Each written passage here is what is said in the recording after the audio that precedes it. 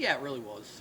Obviously, you never like to end a year and have the exit meetings and do all that kind of stuff, but proud of the way our team played all year long, especially coming off a subpar year for us in 23 to the year that we had this year. I mean, we lost so much off the 23 team, a couple All-Americans, all that kind of stuff, that we had to replace pretty much everybody on the offensive side of things besides a few pieces. And really loved what we had this year. I thought we competed, did a really good job there, and there's a lot of positives still to come. I mean, this team, pretty much the entire team, especially offensively, comes back next year, and I think we were one of the top offensive teams in the country all year long. And as long as guys decide to come back, that every one of our starters will return.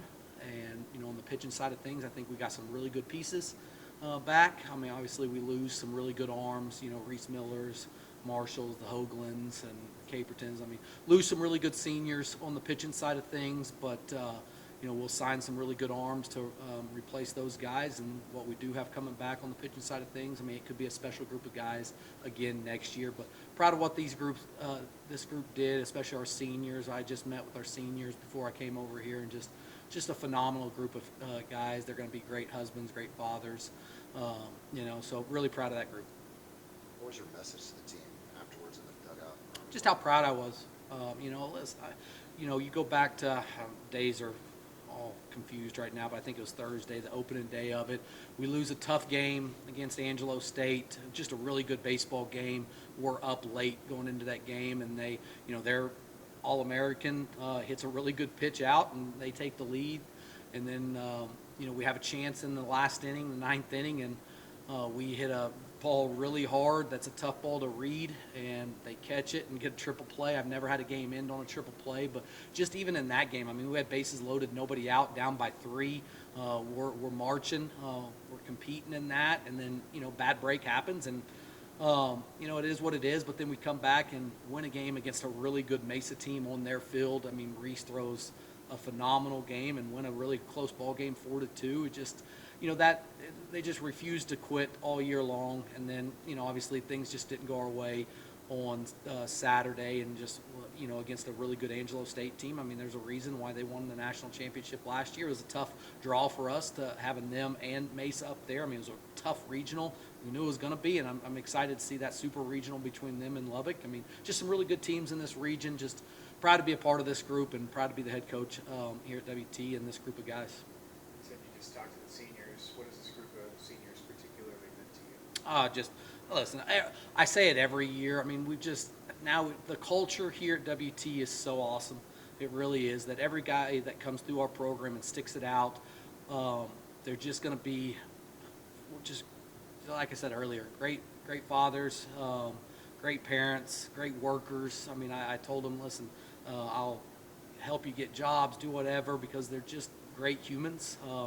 They've been a pleasure to be around. They work hard every day. I mean, we expect a lot out of our guys on and off the field, and this group of guys have done that all year long, and just so proud of them.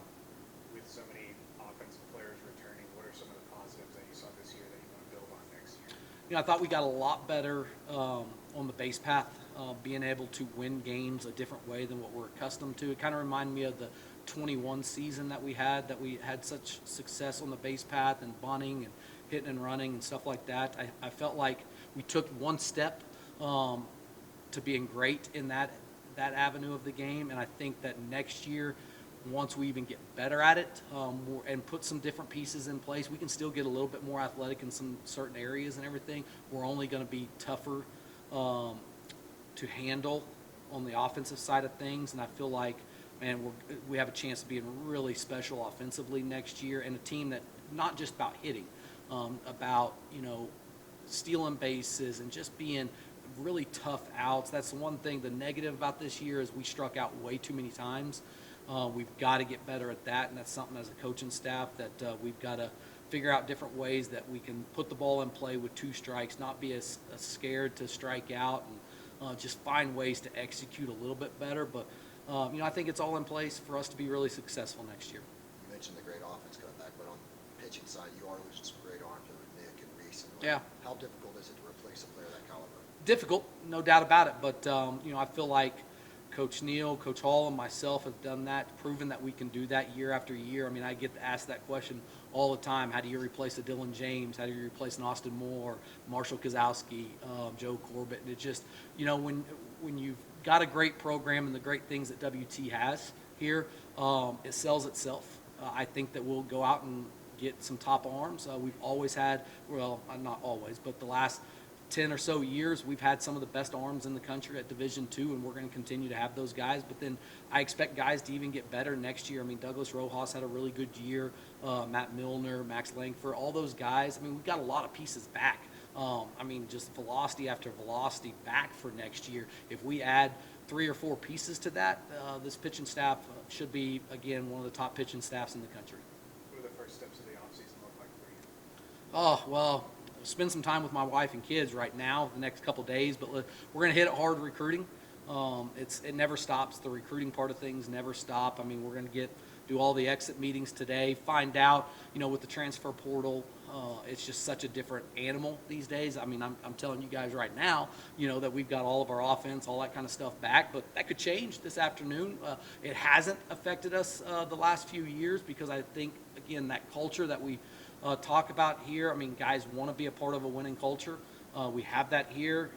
We're one of the top Division IIs in the country, and these guys have a chance to compete for championships, and most kids that are competitive want that. So I hope we don't lose anybody to the transfer portal, but it could happen. We'll see. But, we'll evaluate after today or tomorrow where we're at, exactly our needs for next year, and put together a team that's going to compete for championships.